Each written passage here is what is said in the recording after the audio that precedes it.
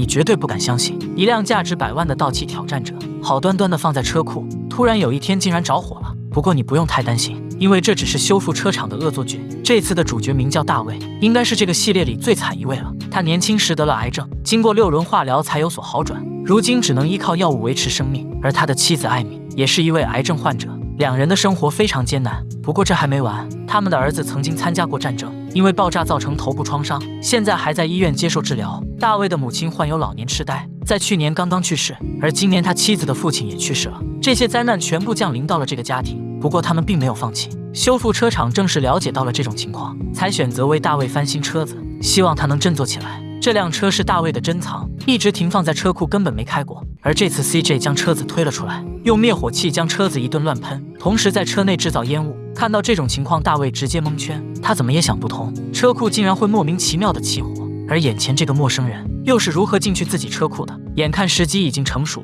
气氛也烘托到位了， CJ 也不装了，直接摊牌。好在大卫一眼就认出了他，明白了这是修复车厂的杰作。虽然这意味着车子要重获新生，但从他的表情上来看，似乎并没有那么开心，毕竟这是自己的宝贝，平常都不舍得开，今天却被糟蹋成这样。不过碍于镜头，他也不好发作。两人进行简单的交谈后， CJ 就把车子带走了，希望车厂能给大卫一个满意的答复，不然最后还真不好收场。回到车厂后，员工们开始评估状况。根据 CJ 的了解，大卫从来没有洗过车，因为这样做会对漆面造成损伤。为了保持干净，他都是直接打蜡上去，而且车内的成色也非常好。这些细节都足以说明大卫对他的重视。你绝对没见过这么帅的盗窃挑战者，就在1周前，他还是一副破败的模样。这是修复车厂的又一个杰作。上集 CJ 把车子带回来之后，为了避免水对车身造成伤害，车厂选择了超细纤维毛巾对表面进行清洁，以此将缝隙中的灰尘都清理出来。与此同时，在设计师奇普这边，他将大卫的妻子艾米约了过来，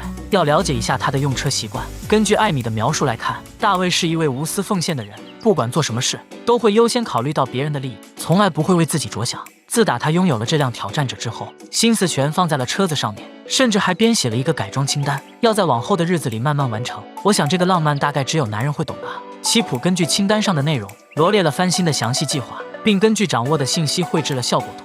从视频里展示的来看，最后的效果还算不错。有了具体的计划后，员工们就开始处理车身。他们先把引擎盖拆掉，然后再将内部清空，里面的内饰早已过时，一些功能也不能用了。这次车厂要进行一番全面升级，等到内部全部拆掉之后，大家开始处理车子的外表。他们将车身套件全都拆掉，包括上面的细节装饰，这样方便后续的喷漆处理。此时在车厂的内饰部门，奇普正在讲解自己的翻新计划，要用红线在座椅靠背上缝制挑战者的名字，同时把中间打孔增加透气性，最后在头枕处打上标志。交代好细节部分之后，奇普又赶到喷漆车间。此刻车子的初步打磨已经完成，为了让车身更加美观，他用胶带贴出很多根线条。整体布局完成之后，员工就开始进行喷漆。车身上很多的细节设计，既融合了大卫的人生经历，也结合了他儿子的元素，这样能体现更多的人文关怀。现在车子的翻新已经过半，车厂邀请了艾米来参观。虽然车子还没有完成，但艾米看到后还是非常激动的。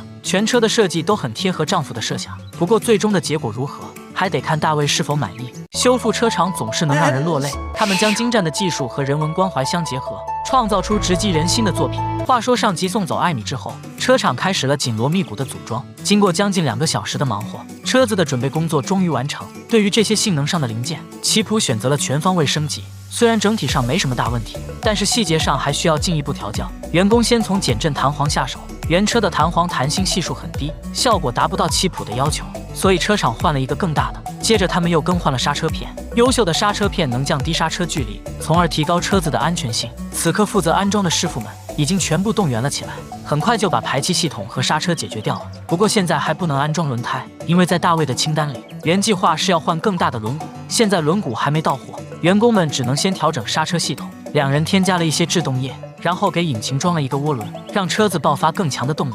完成后，他们尝试发动这台野兽，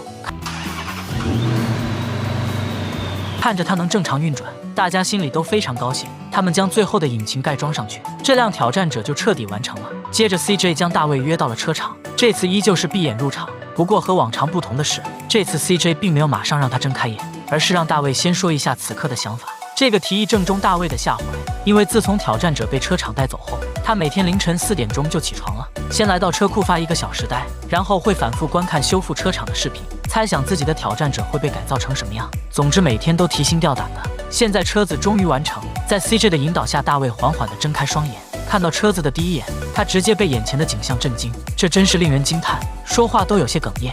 在这辆车子上，他仿佛看到了自己的儿子，此刻正活蹦乱跳地站在自己眼前，还看到了自己的母亲，正坐在车内微笑地朝他招手。同时，这也让大卫相信，一切乌云都只是暂时的，一切都会好起来的。